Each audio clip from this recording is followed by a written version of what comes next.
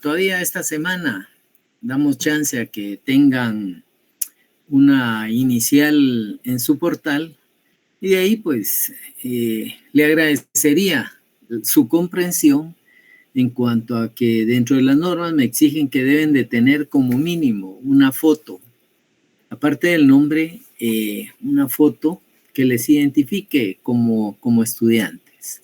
Tiene que ser una situación que permita poder identificar. Está el caso de la licenciada Lidia Pérez, que le hace propaganda ahí a un restaurante de esos de comida rápida que lo único que sirve es generar triglicéridos y colesterol alto. De ahí, pues, no nos queda más que venir y platicar que el primer día de clase, vimos todos esos elementos relacionados con lo que son los bienes. Mencionábamos que al final un bien, básicamente, o una cosa, pasa a ser todo aquello que es considerado que en algún momento sean útiles a la persona, útiles al hombre. Pero en la medida en que estos bienes son de utilidad, tal como podría ser el mar, el espacio atmosférico, el sol, por ejemplo, ¿ya? Pues tenemos que tomar en consideración que son bienes porque no pueden ser objeto de una apropiación, ¿ya?, en provecho de un particular. Y empiezan a convertirse esos bienes en cosas mercantiles que también le denominan bienes, algunos tratadistas, y que pues pueden ser incorporados al patrimonio de una persona. De ahí que podamos encontrar que pueden ser tarde o temprano objeto de apropiación. Alguien podría decir el mar no puede ser objeto de apropiación. Sin embargo, el Estado mantiene cierta hegemonía sobre ciertos nudos mar adentro o ciertos kilómetros de extensión en lo que es el litoral, del ya sea Pacífico o Atlántico, siendo propietario y siendo administrado a través de las oficinas del registro de tierras del Estado, famoso CRET. Bueno, de ahí que podíamos venir y encontrar dentro de una clasificación general lo que son aquellos bienes que abarcan las cosas comunes, aquellos bienes que abarcan también las cosas incorporales, y de ahí que esas cosas corporales pues tengan una subclasificación que pueden ser bienes inmuebles o bienes muebles. Y de esa cuenta platicábamos que los bienes inmuebles pasan a ser todos aquellos que están incorporados al suelo o subsuelo de una extensión territorial. No solo se incluyen temas como vivienda o construcción de vivienda, hay plantaciones de árboles. También, aparte de la plantación de árboles adheridas a un suelo y de forma permanente, podemos encontrar las cañerías conductoras a través del subsuelo, ya, para un inmueble o para varios inmuebles. Las líneas telegráficas o cablegráficas o telefónicas hoy en día, o de energía eléctrica, lo que conducen como tal. Pero también dentro de esos bienes inmuebles podemos encontrar esa extensión territorial que tiene al final incorporados, por ejemplo, comederos para crianza de ganado permanente o pie de cría, y que desde ahí se pueda explotar todo ese tipo de bien y se convierten en bienes inmuebles. Tomemos en consideración también que un bien inmueble, pues al final, para efectos legales, podríamos decir, son todos aquellos derechos reales sobre los inmuebles o sobre aquellas acciones que aseguran precisamente todo lo que sea considerado inmueble. ¿Y por qué menciono que para fines legales? Bueno, platicábamos si alguien dentro de un título de crédito, entiéndase, una cédula hipotecaria, pues mencionaba, ojalá mi hojita de papel, mencionaba que podemos encontrar una hoja de papel la cual es transferible de un lugar a otro. Sin embargo, esa hoja contiene literal y específicamente una serie de garantías, una serie de derechos sobre lo que ese título de crédito llamada cédula hipotecaria pueda contener. Y va a estar respaldada obviamente por el bien inmueble.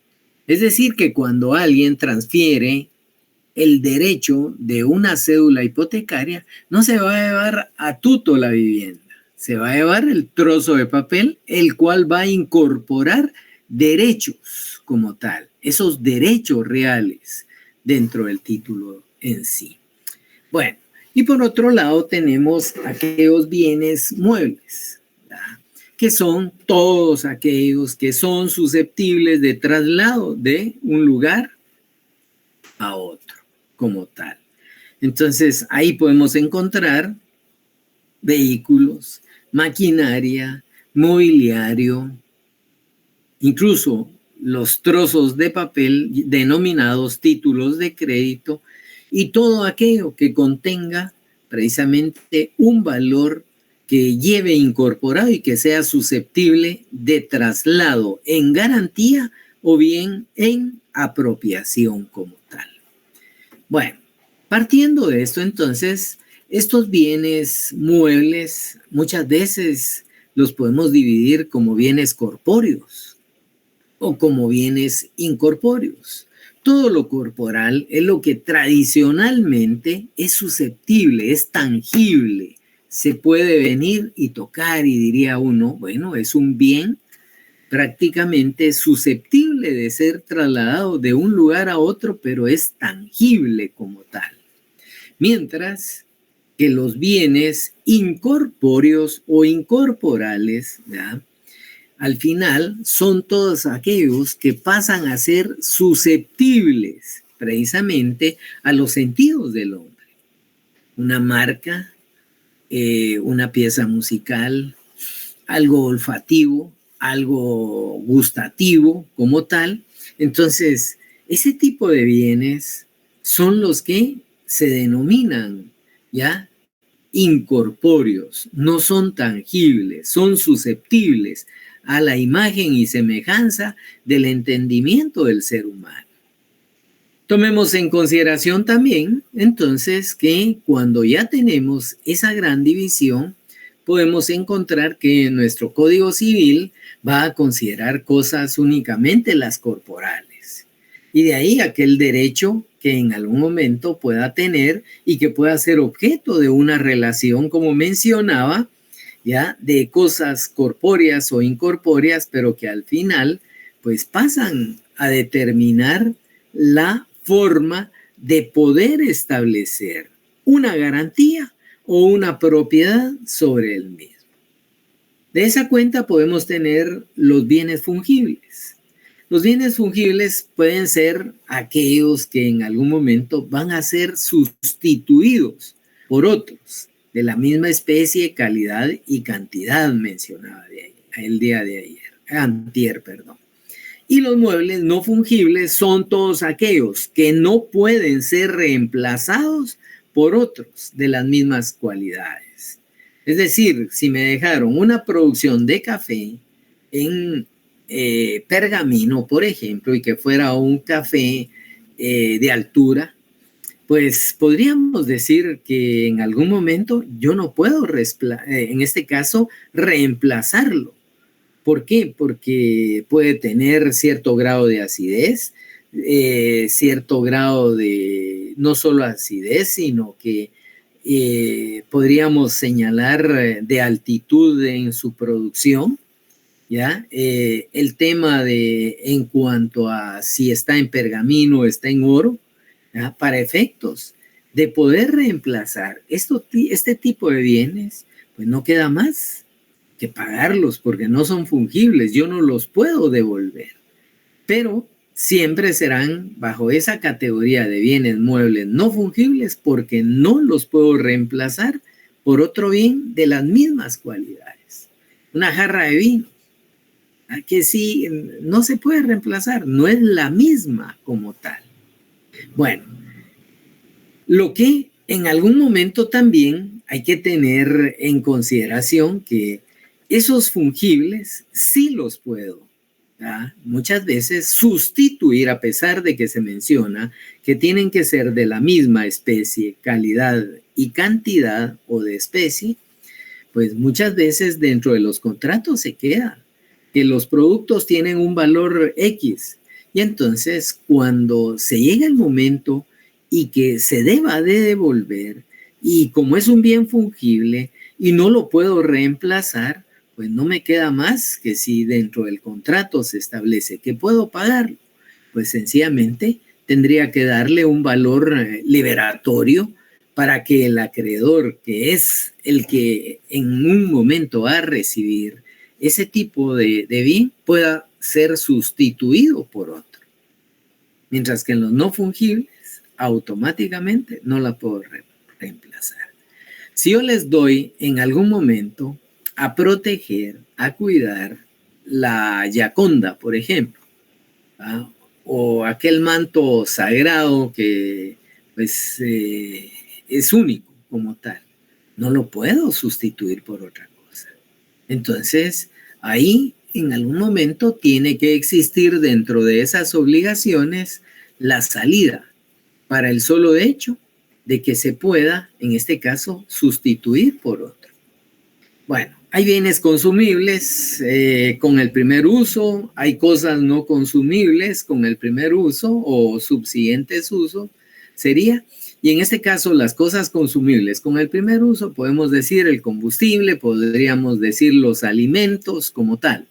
Sin embargo, las cosas no consumibles puede ser la herramienta, podría ser los muebles, podría ser el vestuario como tal, para efectos de tener un uso continuo o un uso pues prolongado de los bienes como tal. La otra clasificación que habíamos mencionado eran aquellos bienes con dueño cierto y aquellos bienes con dueño desconocido. Los bienes con dueño cierto, pues automáticamente puede ser una persona individual o una persona jurídica la que tiene la propiedad sobre determinado. Y por otro lado, vamos a encontrar todos aquellos bienes que en algún momento no tienen dueño conocido. Y son aquellos dueños perdidos, bienes perdidos, aquellos bienes abandonados. Y normalmente se le denomina bienes mostrencos como tal. Bueno, aquí podríamos decir que en esos bienes mostrencos se ignora realmente quién sea el legítimo propietario del bien. Bueno, hay bienes de dominio público, mencioné que estaban los bienes nacionales de uso común y los bienes nacionales de uso no común. Dentro de ese poder de dominio que pueda tener el Estado o los municipios sobre los bienes nacionales, nos hacen que algunos puedan ser de uso común, pero otros tienen la limitación, ya sea por ley, no van a ser de uso común. Están las calles, en el caso de los bienes de uso común, tenemos calles, podríamos tener parques o plazas, caminos, puentes, que en algún momento podrían ser, en este caso, pues propiedad del Estado, pero que tenemos la libertad de poder hacer uso de ese tipo de puentes, de ese tipo de embarcaderos, de ese tipo de plazas o de parques como tal. Sin embargo, hay que tomar en consideración que la mayoría de esos bienes muchas veces van a ser adquiridos por el Estado o por las municipalidades con aquella extensión de autorización para su uso. ¿Ya? De ahí, pues, que la zona marítima terrestre del país el espacio aéreo, ¿verdad? La estratosfera, diríamos en este caso, la extensión que se pueda determinar por la ley, pueden ser de uso, en este caso de propiedad nacional, pero de uso común. ¿Y por qué común? Bueno, si en algún momento alguien viene y adquiere un derecho, por ejemplo, para poder utilizar un embarcadero, por ejemplo, Empresa Portuaria Quetzal o Empresa Portuaria Santo Tomás de Castilla, son puertos que le pertenecen a empresas del Estado y que los particulares en algún momento pueden hacer uso a través de la retribución de determinado pago. Mientras que los bienes de uso no común, pues hay que tomar en consideración que tanto el Estado en algún momento como los municipios, todos esos ingresos fiscales y los ingresos municipales son de uso exclusivo de el Estado o el municipio. Y por eso es de que se menciona que son bienes, en este caso públicos, de uso no común. Claro, son recursos que en algún momento irán en aprovechamiento, pues, de la misma sociedad como tal. Bueno, y hay bienes, teniendo bienes de Estado, podemos decir que hay bienes de propiedad privada. Y en esos bienes de propiedad privada, yo insisto un poco, puede ser una persona natural o una persona jurídica quienes tienen el título legal. ¿Para qué? Para poder venir y poseer dichos bienes. Bueno, también el día martes abordábamos que las cosas mercantiles, por ejemplo, reguladas en el artículo 4 de nuestro Código de Comercio, pues sabemos que son cosas mercantiles los títulos de crédito. Y ya por ahí le damos lectura al 385 de nuestro Código de Comercio para efectos de empezar a desarrollar todo lo relativo a los títulos de crédito. No nos olvidemos también que dentro de las cosas mercantiles también vamos a encontrar la empresa y sus elementos. Y tomemos en consideración que el 655 de nuestro Código de Comercio pues también genera ese tipo de explicación de lo que es la empresa y sus distintos elementos. También vamos a encontrar las patentes de invención, las patentes de modelo, en este caso las marcas o los nombres o avisos comerciales que también pasan a ser cosas mercantiles y que dicho sea de paso pues tendrán ley específica como tal. Bueno, aparte de haber mencionado esto, nos fuimos y casi que concluimos con lo que eran los antecedentes de los títulos de crédito y lo que era la definición de un crédito como tal para poder incursionar posteriormente en el 385 de nuestro Código de Comercio.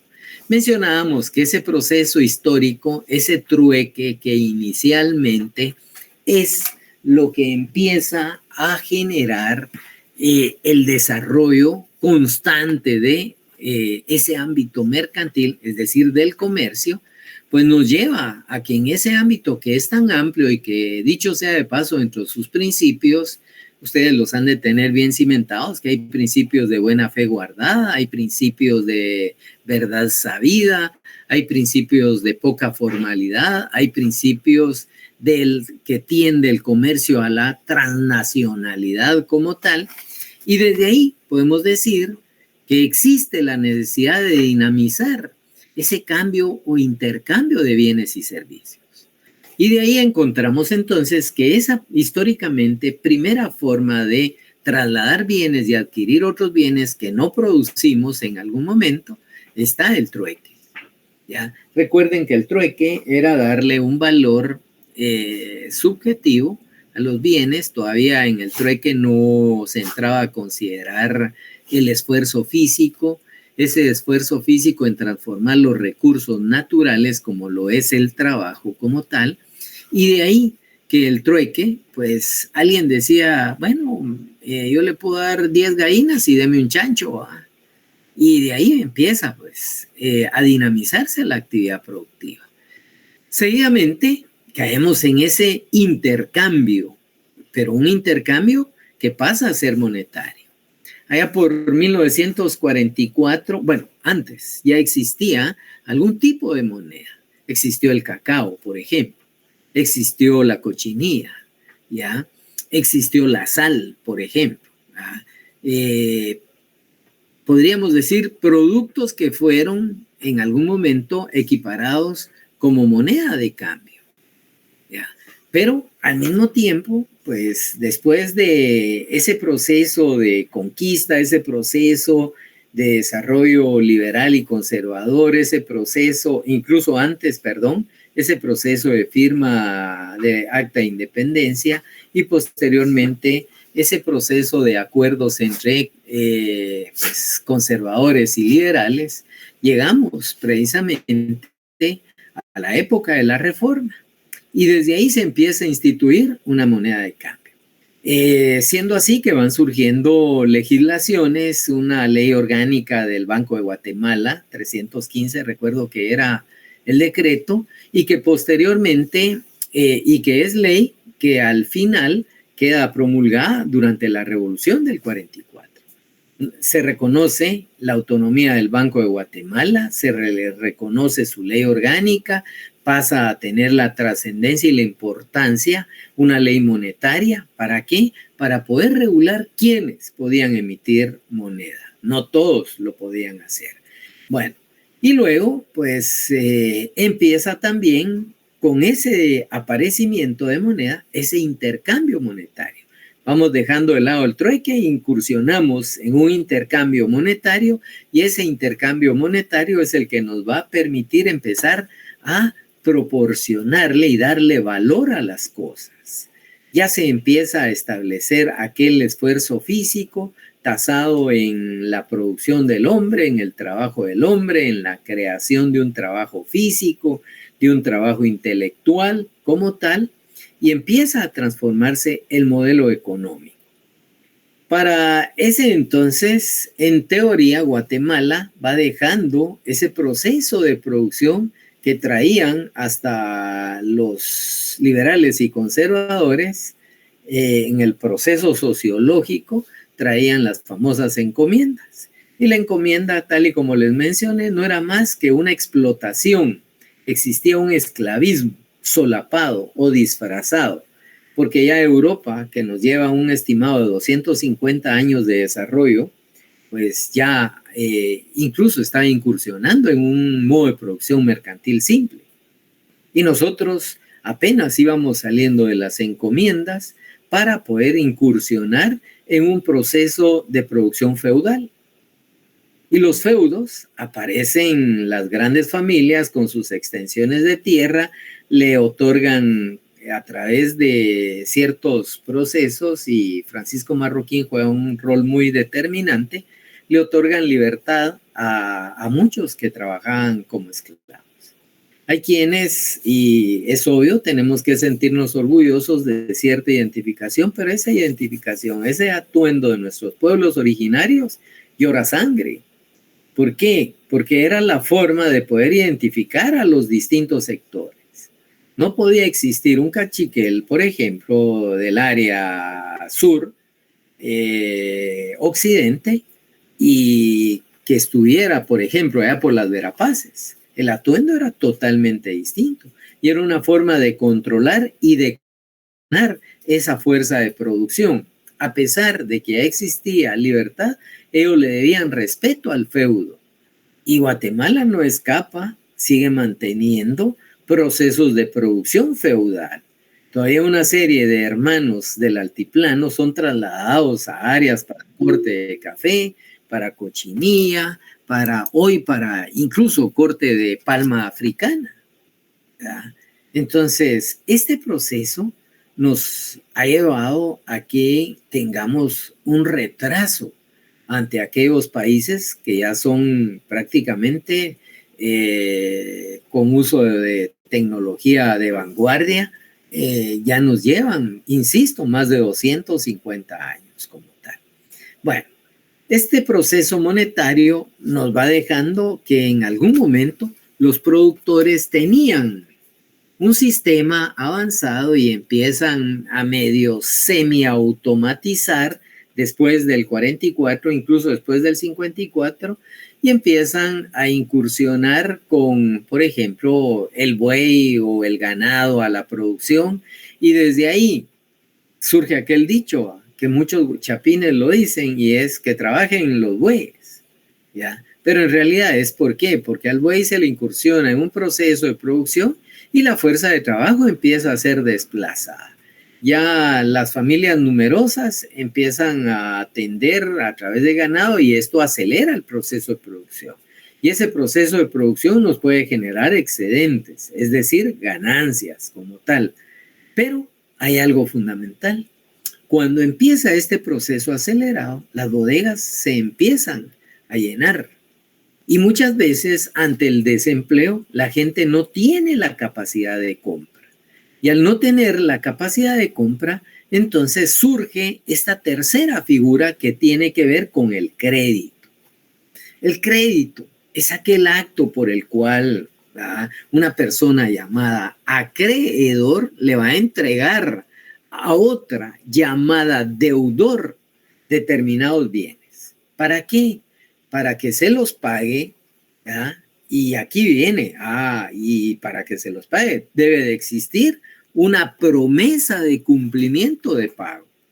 Y desde ahí entonces que al vencimiento el deudor deba de cumplir precisamente con el acreedor ese tipo de obligación que ha adquirido, o bien su equivalente como tal. Y aquí viene el equivalente de cambio, que es que cuando nos han dado bienes, por ejemplo, menaje de casa, ejemplo, ropa, ejemplo, alimentos, ya tenemos que tomar en consideración que no vamos a devolver los mismos bienes, vamos a devolver un equivalente.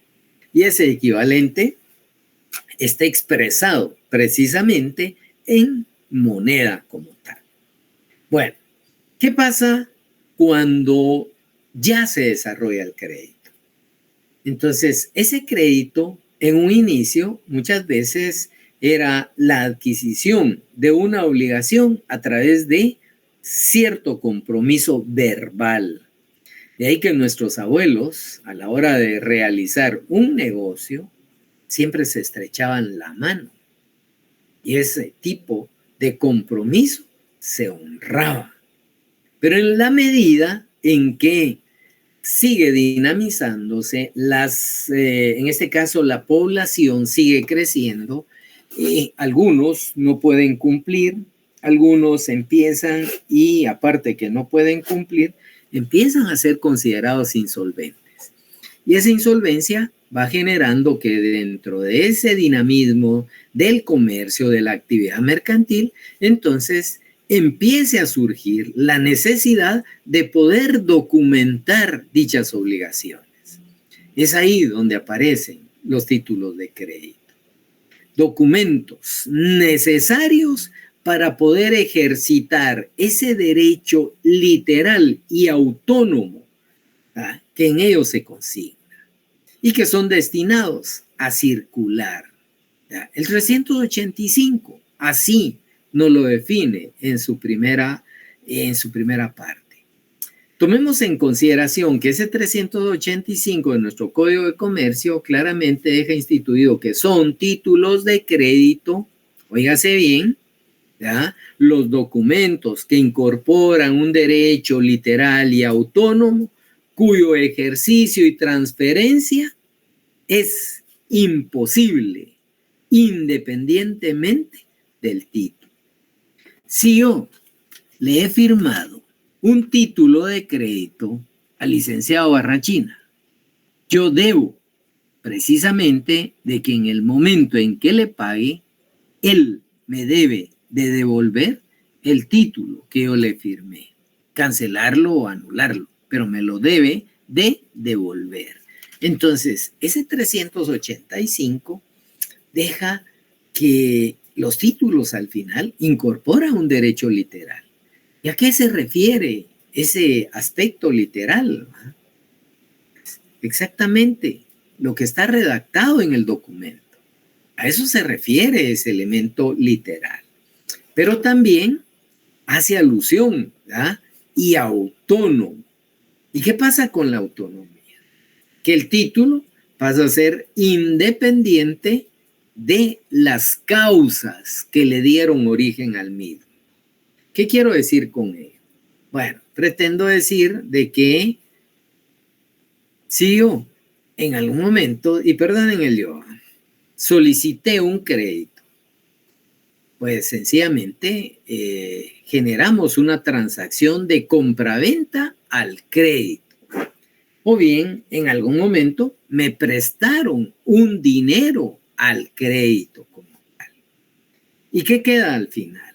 Bueno, pues ese título de crédito es independiente, que sí, que porque yo tenía necesidad, sí, porque me enfermé, sí, porque iba a adquirir un vehículo. No, ya el vehículo lo entregaron, ya la maquinaria lo entregaron, ya los bienes los entregaron, ya el dinero se los entregaron. Entonces no queda más que venir y darle cumplimiento de una forma autónoma. Que sí, que yo compré la maquinaria y resulta de que la maquinaria no me funcionó.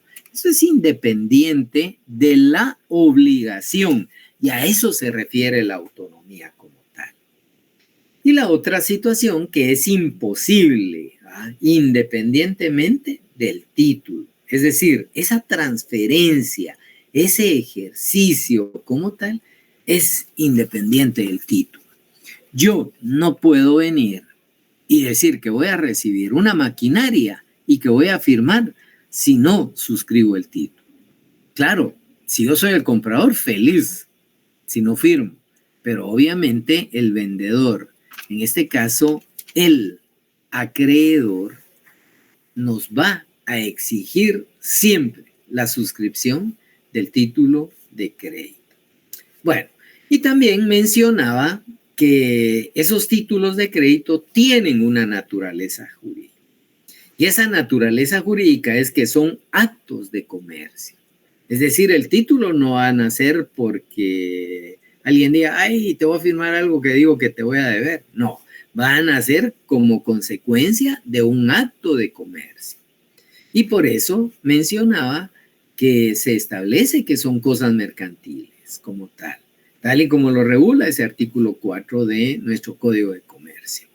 Pero al mismo tiempo, esos títulos de crédito pertenecen, óigase bien, a los actos absolutamente mercantiles.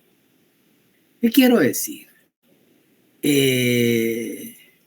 Pensemos, la licenciada Lidia Pérez, resulta que ahí en su restaurante, donde está este payaso que dicen que cruza la pierna, ella no puede estar, ejemplo, en ese restaurante si no es representante, si no es propietaria y que pudiera empezar a suscribir títulos de crédito. Ahí se convierte en un acto mercantil. Pero si llegó ella y aparece un fulano, pues sencillamente lo que le va a firmar es un compromiso de deuda, porque la persona no se dedica de forma recurrente a esa actividad profesional que regula el artículo 1 de nuestro Código de Comercio y que es el comerciante en su actividad profesional. ¿Y por qué en su actividad profesional? Porque recuerden que se inscribe ante el registro mercantil como empresa, ya sea individual o bien una sociedad entra a crear cuantas empresas así lo desee y desde ahí realizan actividades recurrentes. Y esas actividades recurrentes pasan a ser la actividad profesional del comerciante.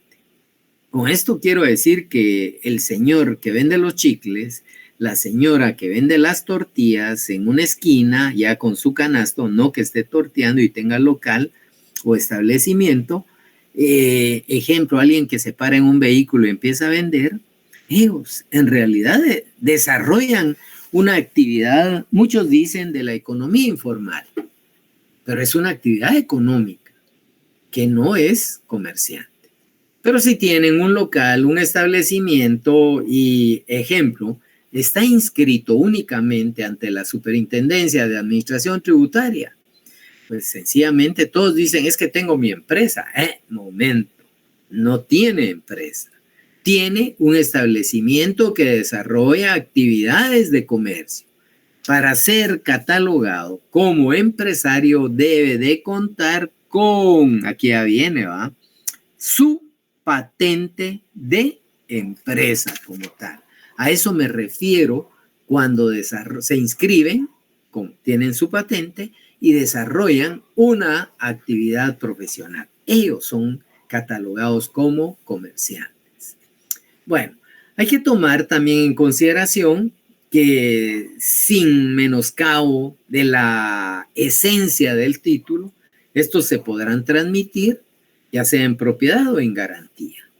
Alguien puede tener, pensemos, un pagaré que siempre y cuando no contenga la cláusula en donde se prohíbe la transferencia del título o una letra de cambio, en donde también se pueda prohibir la circulación, y desde ahí podríamos venir y reconocer que si no se atenta, es decir, si no quedó escrito que se limita la transferencia, estos títulos pueden ser endosados y entran en circulación. Tomemos en cuenta que alguien puede tener inversión en una casa de bolsa, el haber adquirido 5, 8, pensemos, títulos de crédito a manera de inversión. Alguien pudo haber sacado de Ventures una sociedad y los colocan en el mercado, llegan a la casa de bolsa y dicen yo quiero 2, yo quiero 5 como inversión. Pero resulta ser que tenían la plata disponible y a los 8 días se da una emergencia. Y esa emergencia conlleva a que el título puede entrar en circulación mediante endoso y entrega del título como tal, ¿ya? O mediante endoso y sustitución del título en algunos casos. Ya entraremos a analizar de forma individualizada los títulos como tal. O bien, le pueden decir a alguien, mira, yo tengo que cobrar este título dentro de 5 semanas. Dame la plata del título y compartimos intereses. Entonces se dio en garantía. Como tal, no se endosó, simplemente se deposita en garantía. Son las formas en que los títulos puedan en algún momento transmitirse, ya sea en propiedad o en garantía como tal. Bueno, hasta ahí nos habíamos quedado el día martes. Yo creo que tuvieron tiempo para pues leer, buscar algunas situaciones. Miren, como que nada, casi que 40 minutos o media hora si quieren para venir y retomar la clase. Así que quedo a espera de algunas preguntas, por favor, con toda confianza. Trasládeme sus inquietudes.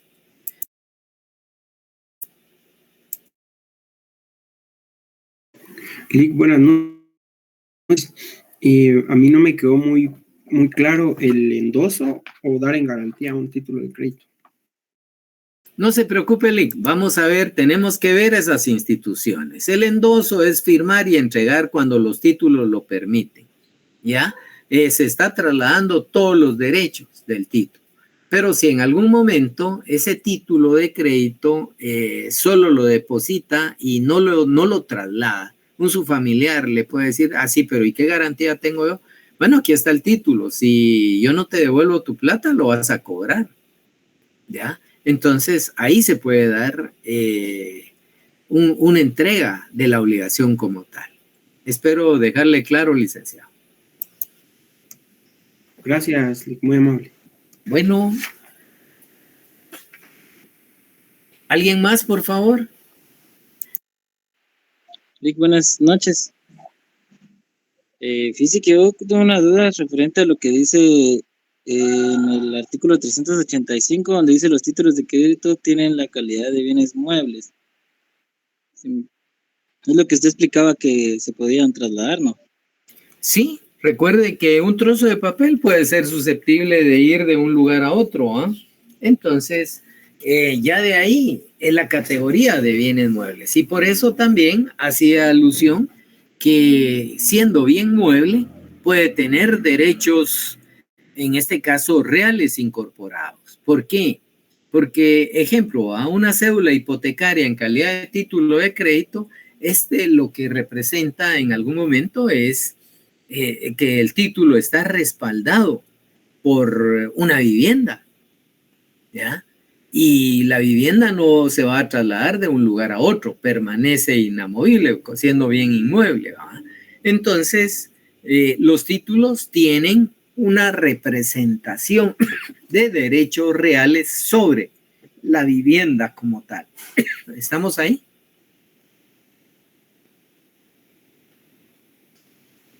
Gracias, Lick. Vale, bueno, ¿alguien más? Si no, yo paso a las características de los títulos de crédito como tal. ¿No hay nadie? Bueno, veamos pues, ¿cuáles son las características de los títulos de crédito? Hay varias y depende de una serie de autores. Quiero contarles que hay autores mexicanos, hay autores europeos, hay autores latinoamericanos que han escrito sobre el derecho mercantil. Ejemplo, Rodríguez Rodríguez tiene un compendio de derecho mercantil. También está Rodríguez Lobato, tiene un compendio de derecho mercantil. Podemos encontrar a Dino Jarach, tiene un compendio de derecho mercantil. Tenemos también autores nacionales como el doctor Villegas Lara, que también tiene sus libros de derecho mercantil. O tenemos también a el finado, diría alguien ahí, ya, que tiene, y es el doctor concretamente Vázquez Martínez, Edmundo Vázquez Martínez, quien dejó un compendio de derecho mercantil. Lo que tenemos que tener en especial cuidado es de que cada autor muchas veces traslada algunas posturas atendiendo a su legislación. Y ese tipo de posesión genera que en algún momento la doctrina pues tienda a tener ciertos elementos que en nuestro país no se pueden dar.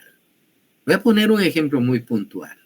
Europa, que tiene a varios autores del derecho mercantil y principalmente los franceses o los españoles, ellos tienen una legislación avanzada y se permite, por ejemplo, que un título de crédito se venda en línea mediante cuenta y anotación, mientras que Guatemala mantiene todavía la postura, óigase bien, que los títulos de crédito únicamente van a incorporarse, por un lado, ¿verdad?, como documentos que van a tener ese derecho y que para poder incorporarse tienen que tener la legitimación.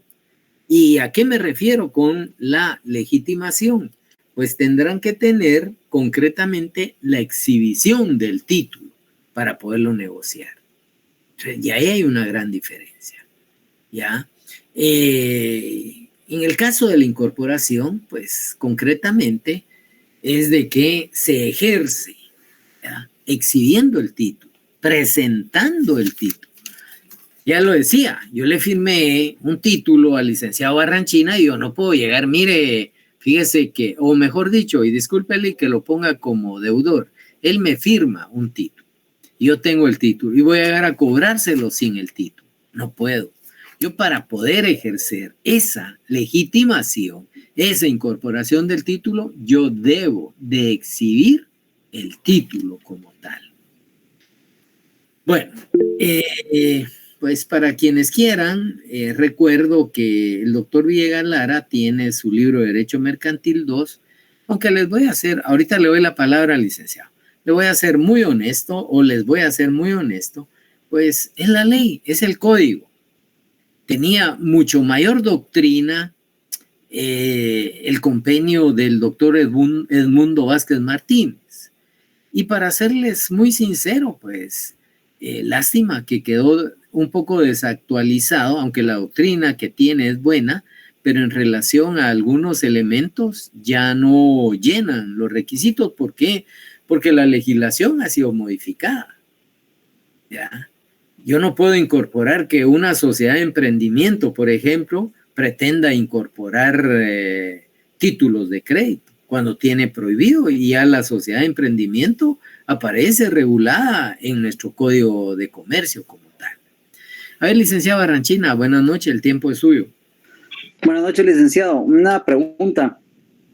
En ese artículo 389 del Código de Comercio que nos habla de la exhibición del título de crédito, no dice, bueno, no existe una figura en la que el poseedor de ese título de crédito pueda de alguna manera registrarlo por cualquier circunstancia de pérdida, robo. No existe una manera en la que se pueda tener una segunda copia de ese título, o es únicamente el que se firma ante el acreedor. Ya entraremos profundamente a ese tipo de instituciones. Sin embargo, le adelanto, el mismo Código de Comercio reconoce la reivindicación de los títulos, ya sea por pérdida o por destrucción. Entonces, ahí vamos a encontrar el procedimiento y la figura del título como tal. ¿Ya? Ok. Gracias. Bueno, bien. Nos vamos a los principios dentro del título de crédito. Vean pues, uno de los primeros principios que regula el 385 del Código de Comercio es la literalidad. ¿En qué consiste ese principio como tal? Hay que tomar en consideración que pasa a constituirse en aquel derecho, óigase bien, ¿va? Aquel derecho contenido dentro del título. Se va a ejecutar el título al tenor de lo que el documento tenga escrito como tal, escrito. Y de ahí que si ustedes empiezan a avanzar dentro de la lectura de los subsiguientes artículos después del 385, muchas veces hay títulos de crédito que pueden contener un error. Y ese error es de que en números pueda decir 500 y en letras 5,000.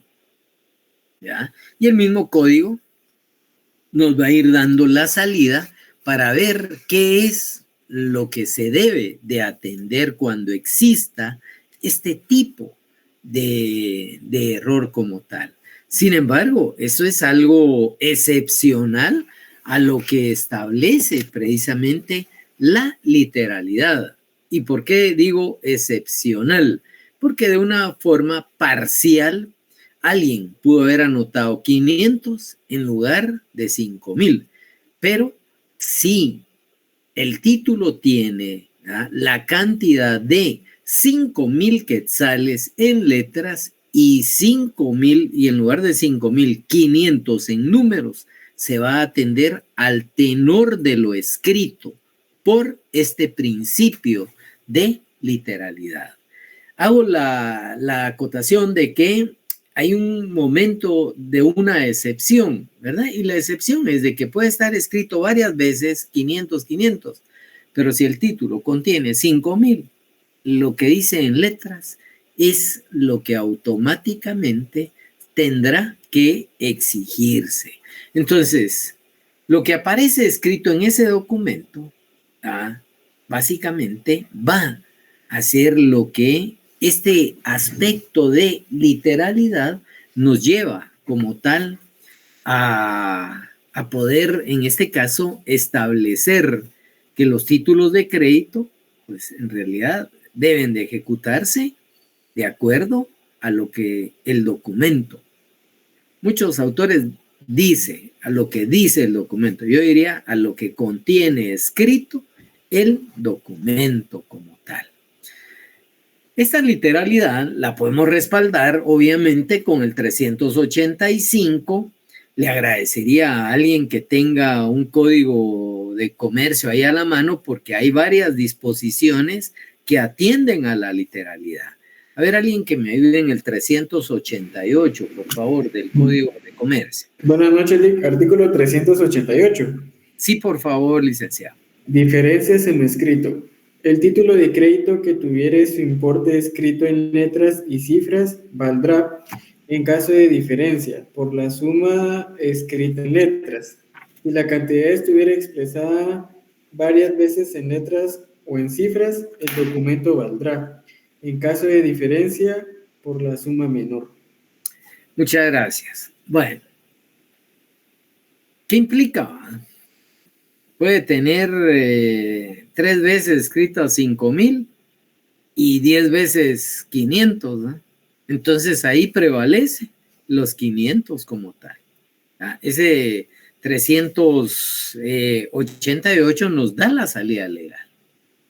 Alguien que me apoye, 391 de el Código de Comercio. ¿Alguien más? Yo, licenciado, por favor. Artículo 391. Sí, por favor, licenciado. Reivindicación o gravamen. La reivindicación, gravamen o cualquier otra afectación sobre el derecho consignado en el título de crédito o sobre las mercaderías por él representadas no surtirán efecto alguno si no se llevan a cabo sobre el título mismo. Muchas gracias. Gracias, licenciado Farán. Gusto de escucharle y saber que ya anda por acá. Bien, aquí hay que tomar en consideración esa reivindicación. ¿Qué implica el poder reivindicar precisamente el título como tal? ¿Ya? Ese tipo de reivindicación o gravamen, pues siempre hará alusión a que, bueno, a que, pues, si en algún momento hay un derecho, ¿verdad?, de gravamen sobre esas mercaderías, estas no van a afectar, ¿verdad?, el derecho de lo que consigna el título de crédito, ¿verdad?, o lo que represente en algún momento ese título de crédito, si es que fuese a través de mercaderías, ¿verdad? Por obligación, ¿verdad?, debe de estar consignado el gravamen en el título. ¿Para qué? Para que automáticamente responda a esa literalidad. ¿A qué quiero llegar? Ahorita le doy la palabra, licenciada. Quiero llegar a que alguien puede decir, miren, yo tengo este certificado, mejor dicho, un bono de prenda. Tengo este bono de prenda, este representa X cantidad de mercadería y resulta ser de que el señor de esa que tiene el título y tiene bajo custodia la mercadería, él me debe 5,000 quetzales. ¿Ya?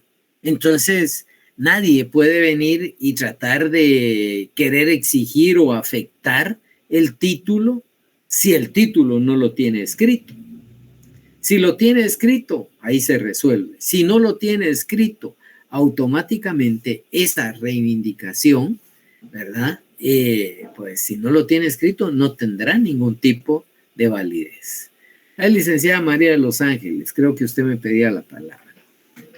Sí, solo le quería preguntar bien eso del derecho de gravamen. Estaba leyendo eso y es para asegurar el pago de la deuda tributaria, ¿verdad? ¿Tributaria? Eso leí. No, hay que tomar en consideración. Miren, una deuda tributaria podría darse si usted trae mercaderías y las deposita en un almacén fiscal, por ejemplo. Usted no puede retirar la mercadería, pero aquí hay que tomar en consideración. Ya no es una afectación de reivindicación del título, sino que es una deuda que se tiene como consecuencia del comercio transnacional. Toda aquella persona que trae mercaderías en algún momento, ¿ya? Y me van a disculpar, de una forma errónea, casi siempre nos hacen ver mercaderías. Y en realidad, cuando los productos vienen del exterior y no están situados en un anaquel, son mercancías como tal. ¿Ya? Esas mercancías automáticamente tendrían que venir y pues son objeto de traslado de un lugar a otro. Pero aquí viene, ¿va? Cuando se depositan en un almacén y se han cancelado los derechos de nacionalización, que son los aranceles más el IVA respectivo, pero uno no tiene bodega, automáticamente deja la mercadería ahí y pagará uno un almacenaje. Ahí no hay problema. Pero cuando alguien ingresa ese tipo de mercancías y no tiene el dinero para nacionalizar las mercancías, automáticamente no dejan por la deuda tributaria, no dejan, y no es gravamen, es para darle legalidad a ese tipo de mercancía. Hasta que se paga, automáticamente se puede retirar del almacén fiscal y pasar a un almacén general de depósito. ¿Estamos ahí, licenciada? Sí, gracias, Dick. Bueno, tenemos entonces como este artículo 391 tiene estrecha relación con precisamente la literalidad. Si alguien me ayuda con el 399, también les agradecería, por favor. ¿Alguien por ahí en Código de Comercio? Ok, es que lo tengo, Lic. Gracias. 399. Protesto. La presentación en tiempo de un título de crédito y la negativa de su aceptación o de su pago se harán constar por medio del protesto. Salvo disposición legal expresa, ningún otro acto podrá suplir al protesto. El creador del título podrá dispensar al tenedor de protestarlo si inscribe en el mismo la cláusula. Sin protesto, sin gastos u otra equivalente, esta cláusula no dispensará al tenedor de la obligación de presentar el título ni, en su caso, de dar aviso de la falta de pago a los obligados en la vía de regreso. Pero la prueba de la falta de presentación oportuna estará a cargo de quien la invoque en contra del tenedor. Si a pesar de esta cláusula el tenedor levanta el protesto, los gastos serán por su cuenta. Muchas gracias, licenciada Leonor. Bueno, aquí tomemos en consideración, el artículo es bastante amplio, pero hay una parte que es la medular y que es importante para esa característica precisamente de lo que es la literalidad del título de crédito.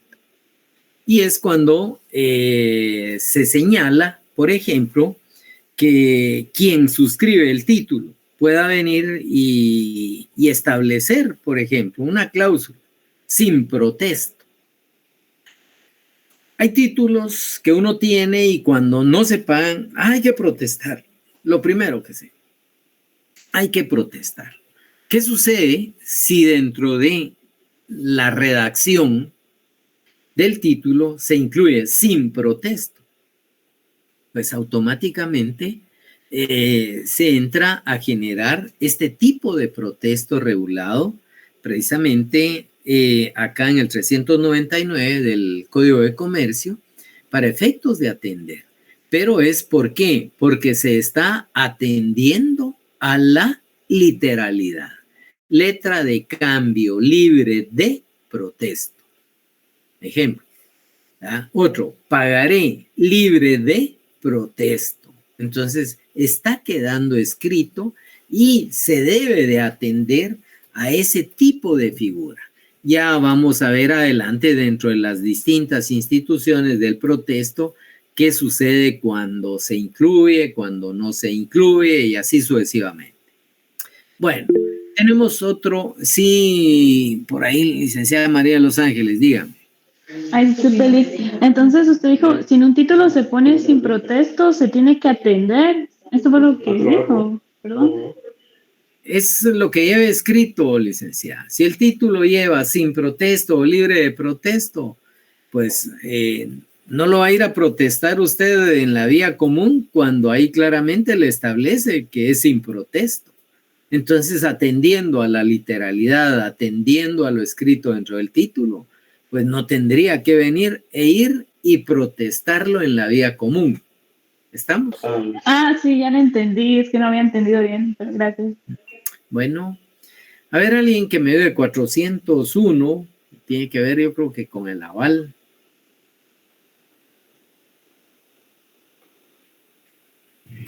Artículo 401, constancia del aval. El aval deberá constar en el título de crédito mismo o en hoja que a él se adhiera. Se expresará con la fórmula por aval u otra equivalente y deberá llevar la firma de quien lo preste. La sola firma propuesta en el título, cuando no se le puede atribuir a otro significado, se tendrá por aval. Muchas gracias, licenciada. Bueno, ¿qué pasa nuevamente? Ya, atendiendo a esa literalidad, atendiendo a lo que está anotado, escrito en el título, pues ahí podríamos decir.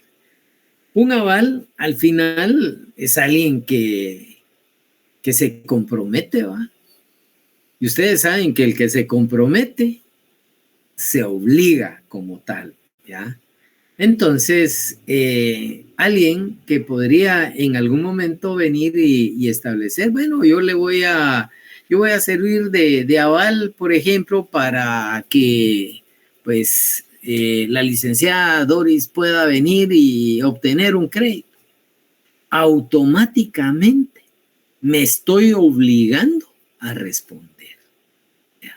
¿Qué pasa si en algún momento voy y le digo, mire, licenciado César Antonio Apen, fíjese que yo voy a avalar, por ejemplo, un título de crédito del licenciado Diego José, pero solo le voy a avalar el 50%, pero no lo dejo escrito y solo firmo. Entonces se va a entender que yo estoy prestando aval por la totalidad. ¿Ya? Por no haber dejado en qué porcentaje. Pero si dejo únicamente en un 50%, pues tendré que venir y básicamente pues responder por ese 50% como tal. Pero voy a algo. No, en este momento no vamos a profundizar qué se avala, qué no se avala, las formas de... Bueno, las formas ya medio las señalé, pero es de que tiene que estar escrito en el título. ¿Para qué? Para que pueda ser considerado como aval, como alguien que le va a dar básicamente respuesta a una deuda de alguien que no, óigase bien, que no cumple con su obligación. Entonces hay alguien que le sustituye, pero en el título tendrá que estar escrito. De ahí, una figura imaginativa no procede como tal. Bueno, y vamos cerrando este tipo de artículos con el 421. A ver, licenciado Carlos Arístides, ayúdeme, 421 del Código de Comercio. Requisitos del endoso. El endoso debe constar en el título mismo en hoja adherida a él y llenará los siguientes requisitos: el nombre del endosatario, la clase de endoso, el lugar y la fecha, la firma del endosante o de la persona que firme a su ruego o en su nombre. Muchas gracias, licenciado. Vean pues, nuevamente, si está escrito quién en algún momento endosó, qué tipo de endoso, si es en propiedad, si es en garantía, pues entonces aparece escrito dentro del título y automáticamente pues se tendría que venir y respetar. Cuando comúnmente se establece que en este tipo de endoso se puede hacer en el mismo título o en hoja adherida a él, muchas veces hay títulos que están emitidos a la orden y hay títulos que están emitidos también pues a nombre, bueno, perdón, un título emitido a la orden de lleva nombre y apellido. Óigase bien, ¿verdad? Lleva nombre y apellido. Pero también hay endosos que en algún momento se puedan hacer, por ejemplo, en un título que no es a la orden, sino que la transmisión del mismo tiene que ser nominativa. Lleva nombre y apellido también. ¿Qué diferencia podemos encontrar entonces entre los nominativos y los títulos a la orden? Los dos llevan nombre y apellido. La diferencia es cuando entran en circulación. Imagínense que alguien viene y lleva un lote de títulos de crédito a una bolsa de valores para su colocación. Ejemplo, podríamos decir una serie de letras de cambio mejor. ¿Verdad? Bueno, llevamos las letras de cambio y resulta ser de que fueron emitidas nominativamente. ¿Verdad? Y aquí tenemos el problema. Que una letra o un título emitido nominativamente por obligación debe de entregarse al ente que emitió, es decir, a la sociedad emisora, y desde ahí en un libro de registro tendría automáticamente que venir, recogerse el título y emitir otro con el nombre y apellido de quien lo está adquiriendo. Por supuesto, el vendedor llega y el legítimo propietario llega, lo endosa, lo entrega, se sustituye de nombre y se crea un nuevo título. Ese es un dolor de cabeza empezar bajo este tipo de título.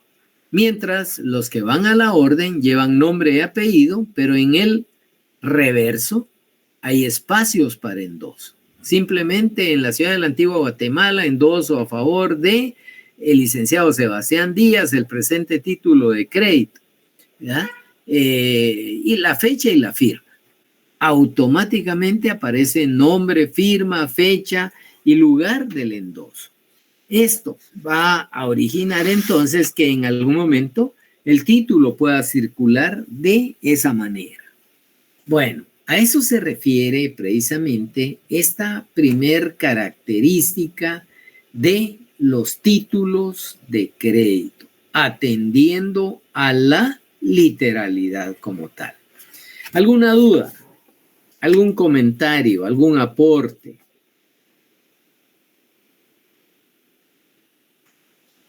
¿No? Todo bien, Lick, gracias. Bueno, gracias, licenciado Diego. Bueno, tenemos que entrar a considerar también otra característica básica. Bueno, hay varias, pues, pero una segunda que tiene que ver siempre con el 385 y que se refiere a la autonomía. ¿Ya?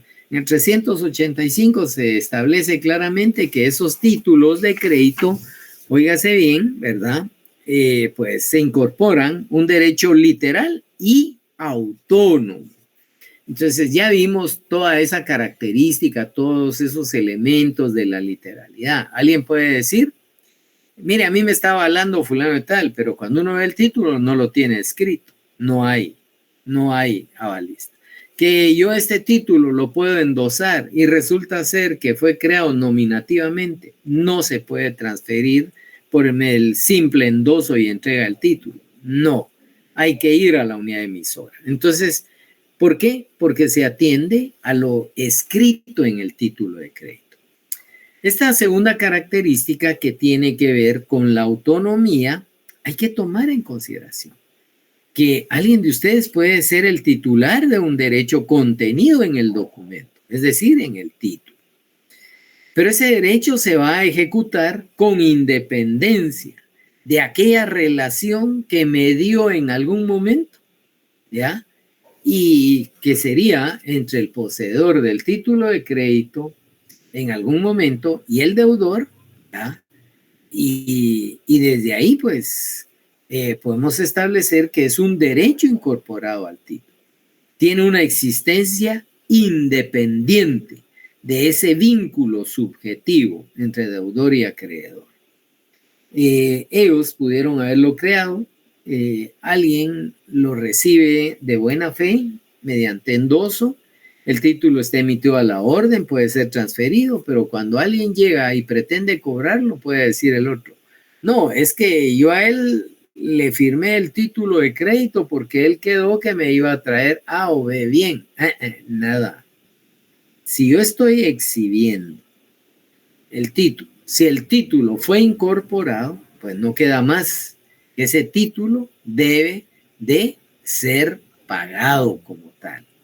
De ahí que el que lo presente pasa a ser un poseedor de buena fe. Y como poseedor de buena fe va a ejercitar un derecho propio. No puede ser restringido. No puede ser destruido ese derecho, ¿ya? En virtud de las relaciones que pudieron haber existido anteriores al poseedor del título como tal. Y desde ahí podemos entonces llegar a comprender que nuestro código va a tener una serie de disposiciones también para efectos de que se respete ese tipo de autonomía como tal. Bueno, yo tendría que entrar a que analicemos nuevamente cada uno de los distintos artículos que tienen que ver con ese proceso de autonomía, pero sí les agradecería, está el 293, está el 402, el 403, el 426, y si mal no recuerdo estaría el 431, todos del Código de Comercio, para que ustedes le puedan dar lectura y el próximo día de clase pues podamos discutirlos o bien que me aporten alguna postura respecto a lo que es la autonomía en función de dichos títulos de crédito. Antes de pasar nuestro listadito de asistencia, yo quiero darle la bienvenida a la licenciada Castellanos González Castellanos, perdón. Castellanos González es la cosa. Doricelina, la licenciada nos va a apoyar en algún momento con, pues, ya sea si por A o B circunstancia no se puede, o bien en algún momento pues cubriéndonos a efecto de poder tener la clase de forma continua. De igual forma, en algún momento pues va a apoyarnos también pudiendo establecer, recibiendo solicitudes de exámenes extraordinarios o bien cubriendo exámenes incluso cuando ya sean presenciales. Lo comento para que no les va a tomar de sorpresa. Y por ahí, sea bienvenida, licenciada, y yo no sé si usted quiere decir algo, si no, pues yo traslado la asistencia, pero le pregunto antes, ¿quiere pronunciarse? Muchas gracias, doctor. Le agradezco muchísimo y solamente pues ponerme a las órdenes ahí de los compañeros licenciados, ¿verdad? Que ya están ahí en el curso y que estoy a la orden y muchísimas gracias. Sea bienvenida. Bien, compañeros, les dejo por ahí 3 minutos el formulario de asistencia y desde ya pues les deseo buena noche y nos conectamos. Voy para todos, ¿verdad? Como algunos solo se conectan y no atienden, tal y como se dio hace un momento que pregunté, y pues yo creo que alguien solo ahí. Después de los 3 minutos, automáticamente yo cierro el formulario y ya no recibimos ningún tipo de respuesta.